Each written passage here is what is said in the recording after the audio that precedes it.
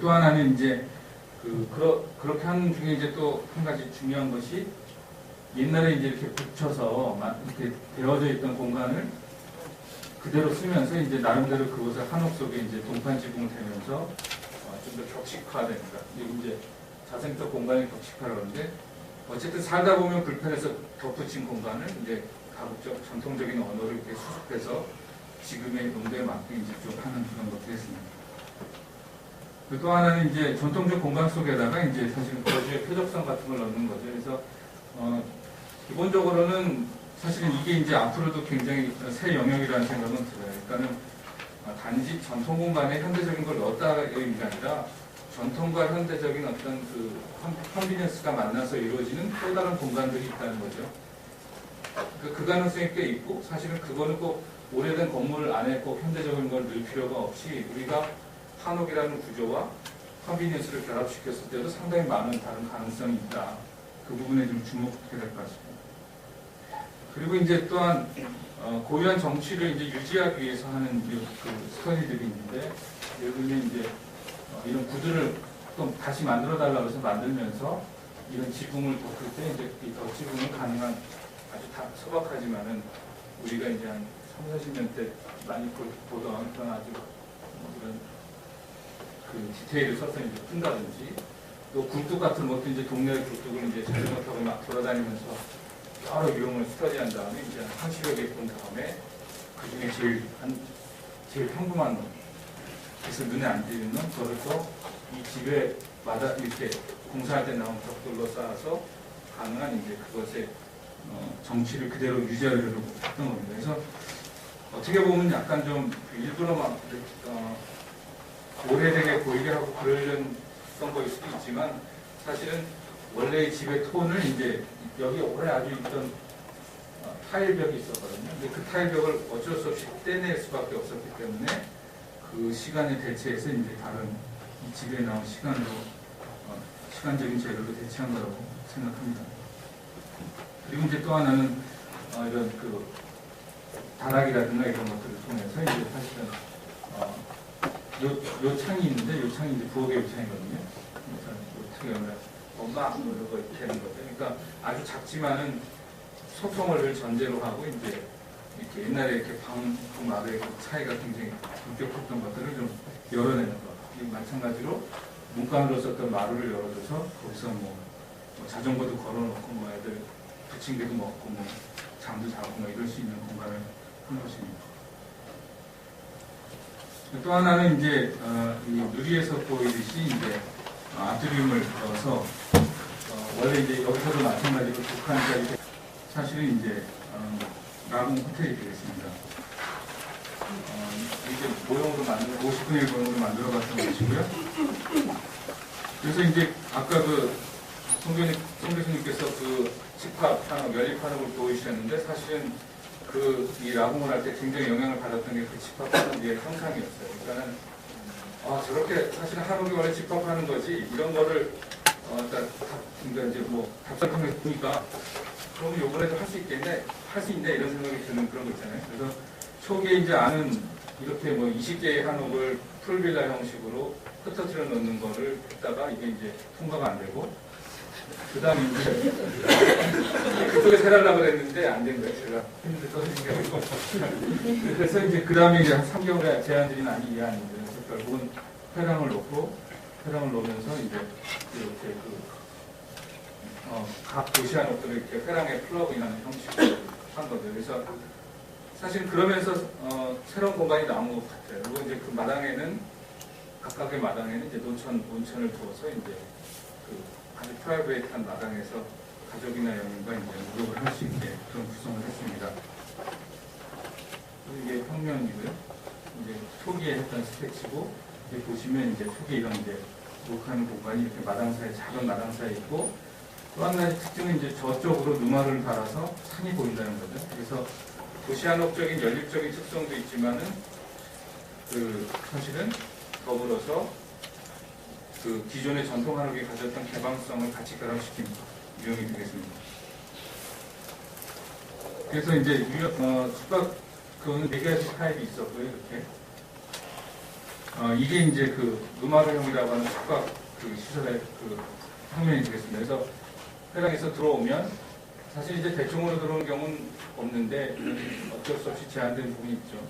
그리고 이제 여기 마당이 있고 상이 있고 이제 여기 TV나 이런 걸 볼 수 있는 약간의 가족실 같은 공간이 있고 이제 침실이 있습니다. 그리고 이쪽이 바깥인데 이 바깥에 누마를 달아서 바깥에 있는 자연을 볼 수 있는 구성을 한 거죠. 그러니까 그 여러 가지 것들을 이렇게 전통적인 이걸 하고 나서 아는 거죠. 그러니까 내가 할 때는 막 정신없이 이제 일을 수행하기 위해서 하지만 나중에 하고 나면 생각을 하잖아요. 보니까 결국 나는 새로운 구성을 한 거구나. 이게 제가 만약 전통건축 굉장히 열심히 공부해서 이걸 못했을 거예요. 왜냐하면 이게 다 법식이 어긋나는데 이걸 어떻게 하지 말고 했을 텐데 지금도 여전히 이제 뭐죠? 무식하니까 용감하게 조금 더 이거저것을 해보는 그런 관계. 그래서 우리 집하고 비교하면 이렇게 차이가 납니다. 그러니까 결국은 이게 이제 결국 상업 공간이기 때문에 무한대로 뭐 집을 빌려드릴 수는 없잖아요. 그러니까 그 어떤 그 한옥적인 감각은 주지만 그 크기에서 볼 때는 상당히 많은 차이가 나고 그러면서도 이 도시한옥이 가진 폐쇄적인 이런 마당만 있는 게 아니고 바깥으로 열린 이제 누마를 같이 껴서 쓸 수 있게 했다는 게 특징입니다. 그리고 이제 그 구조적인 스터디는 필수라고 할 수 있겠죠. 이게 오늘 20분의 모형입니다. 이제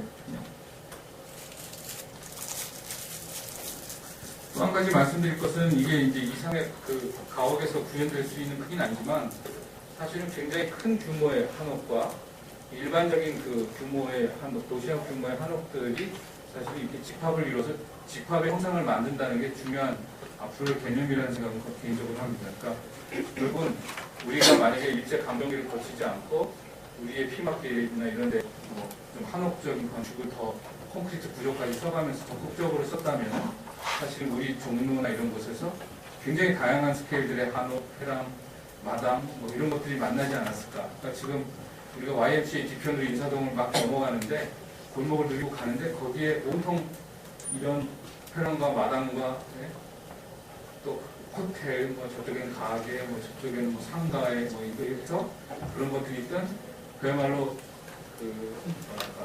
굉장한 송 교수님의 쓰신 단어한 목조 도시가 되었을 가능성이 있었지만 사실은 이제 우리는 이제 그 실험을 굉장히 작은 스케일에서 이렇게 여러 가지 사례로 할 수밖에 없을 수도 있고 모르겠습니다.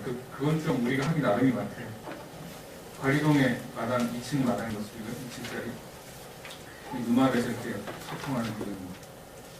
여기 이제 가장 나무의 특징적인 공간인데 이렇게 항이 있으면서 회장과 연결되는 이런 구성을 하고 있습니다. 걱정하실 거예요. 이제 문 닫고 목합니다. 그리고 이제 그 외에 이제 여러 가지 이렇게 실패를 많이 하는 그 프로젝트들. 예를 들면 도서관을 어린이 도서관을 이제 해서 현대 건물의 외관을 가지면서 도서관을 올리는 것. 그래서 이런 세 가지 사례가 있을 텐데. 그러면 그 중에 이제 이렇게 해서 외면을 쓰면서 너무 정성적이지 않게 하면서도 목가구 공간을 만들어가자 이런 아이디어를 냈었고요. 그리고 그래서 이제 사실 이제 이게 요거만 살짝 보이지만 밤이 불이 켜지면은 그렇게 해서 목가구가 드러나고 사실 더 중요한 것은 지금 여기 잘 안 보이지만 요 지금 정면 그러니까 한옥 목가구 부분과 외부의 사이는 그 사이의 표층의 설계를 어떻게 하느냐가 굉장히 중요한 부분이라고 생각합니다. 그리고 이제 요거는 조금 어떻게 보면 어떤 되게 이제 조그만 다실 공간을 만들어놨는데 거기다 저희가 이제 전통 다실을 만드는 프로젝트인데요. 그래서 기본적으로 방과 이제 도입부 마루를 좀 넣어서 진입하게 하고 담을 넣습니다. 모형 스타일은 이런 공간이죠. 정말로 방과 마루를 넣었는데 마루를 이제 살짝 빼가지고 실제 마루 구조를 이렇게 지붕 덮어서 했는데 그건 이제 동판 지붕으로 했고요. 그래서 실제 완성된 모습입니다. 이거는 이제 조금 너무 직접적이긴 한데 하여튼 뭐랄까 현대 공간에서 그 속에 조금 더 다른 이질적인 공간이 어떻게 들어간지 좀 고민했던 편입니다. 그리고 요거는 전통 목구조와 2x4 공법을 결합시켜서 이제 배치 자체는 그냥 한옥적인 배치를 가지고 있으나 거기에 이제 그냥 외형 자체는 많이 보는 전원주택 모양을 하면서도 또 내부에 들어가면 전통 창호라든가 고나 이런 공간으로 되어 있는 그런 좀 하이브리드한 것을 제안해봤던. 그래서 이 경우에도 공사비 부분이라든가 또는 뭐랄까, 그러니까 조금 이 시대에 맞는 집, 이 시대의 집이랄까요? 그러니까 좀 한옥에 살기는 싫은데 또 마당을 중심으로 한옥적인 삶을 살고 싶다 이런 분들한테 제안드리는 것이. 그리고 이제 이런 건 이겁니다. 방사형 한옥. 이렇게 생긴 거죠. 그래서 날개가 3개 있는 거 같고, 각 날개는 조금 뭐 단장님이 가지고 이쪽은 수행원 가족, 뭐 또 다른 수행원 그리고 게스트가 사는 그런 윙을 붙인 거고요. 그런 윙을 붙이기 위해서는 사실 이렇게 구조를 바꿔야 되죠. 그러니까 이 윙의 한 날개가 자유롭게 움직이기 위해서는 결국 이 T조인트를 가지고 이 T조인트 조인을 이렇게 조정하면은 사실 이제 이게 날개가 이렇게 자유롭게 움직이게 되면서 값을 조정할 수 있게 됩니다. 이게 무슨 얘기냐? 그러면 맨날 한옥이라는 게 기역자, 니은자에서 결합해서 이렇게 분리해서 나가거나 하는 것을 바꾸어서 이렇게 좀 이런 건물이 있겠느냐 싶지만은, 그러나 한옥이 가진 어떤 이제까지 제한성을 구조적으로 조금 더 극복해서 다른 거를 좀 해보자 하는 시도입니다. 현재 지어져 스케치업 스터디. 그래서 이제 구조를 얹고 석가래 경판 지붕을 얹어서 이제 이렇게 생겼습니다. 1층에는 이제 창고라든가 이런 그 서비스 공간을 넣고 주거 공간을 넣으면서 강원도 인재인데 굉장히 풍광을 하면서 날개가 뻗으면서 볼 수 있도록 그렇게 설계했습니다. 그런데 이제 문제는 이것이 굉장히 단열에 취약한데 단창 설계를 했죠. 저희가 이렇게 페어글라스 단창 설계를 했는데 이제 그 주인이 너무 추우시다는 거예요. 그래서 그 장문의 편지까지 막 받았습니다. 춥다고 했는데 이렇게 설계를 하다니 그래가지고 최근에 저희 비용으로 직접 달아드렸습니다. 그래서 이게 이제 그러니까 설계가 얼마나 이 아이디어만 갖고 안 된다는 걸 뼈저리게 느끼는 모습입니다. 그리고 이제 이건 이제 사무실 공간으로서 어떤 정책연구원의 공간을 한 건데, 지금 보시는 모형의 바닥이 이 2층입니다. 그러니까 이런 중정을 갖거나 이런 회관 공간을 갖지만 사실은 저 1층에서 올라오는 거죠. 단면은 이렇습니다. 단면은 여기 연회장이라든가 주차 공간은 이렇게 되지만 올라와서 여기 회관과 여기 이렇게 중정이 있어서, 그때 생각은 한옥을 한다는 것도 중요했지만 이런 생각을 했어요. 그러니까는 좀 뭐 이렇게 일할 때 이렇게 복도 나가면 다 실내잖아요. 그게 아니고 바깥에 나가면 좀 자연을 바로 느끼는 거. 회의하러 나가는데 세미나실에 들어가는데 비나 눈이 내리면 얼마나 좋겠어요. 집도 그런 거 좋다고 하면서 왜 사무실은 그런 걸 못하나. 그래서 이제 풍산 아줌마는 무시 싫어하겠지만 이렇게 눈이나 비가 내리면 이렇게 보일 수 있는 그런 중정으로 생각을 하고 설계했죠. 그래서 이제 하는 중에 이제 사실 좀 중첩되는 것이 이제 이렇게 다른 쪽에서 흘러와서 접수는 것이, 제가 이제 수요답사를 했는데 수요답사에서 이제 했던 오래된 경험을 가지고 사실 프로젝트가 또 생기기 시작했어요. 뭐 한옥 실측조사라든가. 그래서 그걸 조금 간단히 설명드리고 이제 서촌입니다. 노상에 가옥이 있는 지역이죠. 그래서 그 서촌의 한옥 실측과 골목 실측을 맡아서 했습니다. 또 아시다시피 굉장히 시간이 누적된, 제가 어떻게 보면 북촌보다 더 시간의 누적이 잘 이렇게 남아있는 지역이라고 생각하고, 서민들의 삶도 주거로서의 어떤 한옥 주거지도 잘 살아있는 지역이라고 생각을 했습니다. 세부동 골목이고요. 네, 눈이 올 때 모습.